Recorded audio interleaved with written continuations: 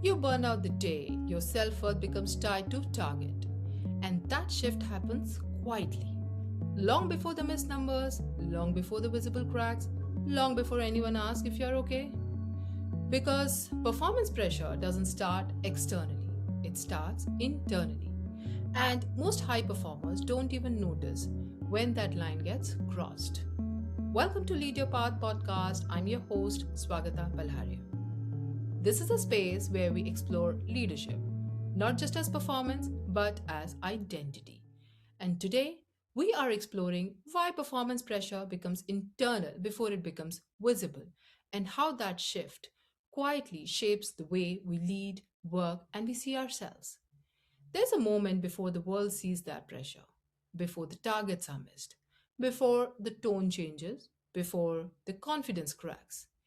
That moment is internal.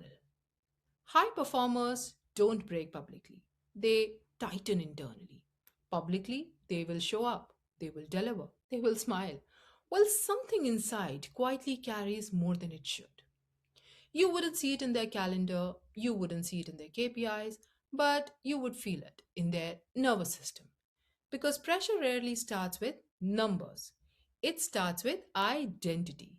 When your identity becomes tied to being the strong one, the reliable one, the one who always delivers, pressure stops feeling external. It becomes personal. And that's when it becomes heavy. External pressure says we need better numbers. Internal pressure says if I don't deliver, I'm not enough. You see the difference? One is situational and the other one is existential. High achievers are used to carrying, used to being composed, used to solving. But what happens when the stable one feels unstable? They don't show, they don't say it, they internalize it. And here's the invisible pattern: the more competent you are, the less permission you give yourself to struggle. Because strong people don't wobble, except they do, silently. Pressure becomes dangerous when it shifts from I have big goals to I am only as valuable as my last result. That's not ambition, that's attachment. And attachment creates fear. When fear enters performance, three things happen: you overwork, you overthink, you over identify. And slowly, joy leaves the process. Externally, everything may still look successful, but internally, there's tightness, there's restlessness, there's a quiet hum of not good enough.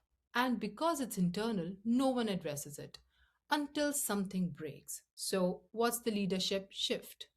Separate identity from output. You are responsible for your effort. You are responsible for learning. You are responsible for integrity. You are not your quarterly numbers. When identity is steady, performance feels lighter. When identity is conditional, performance feels heavy.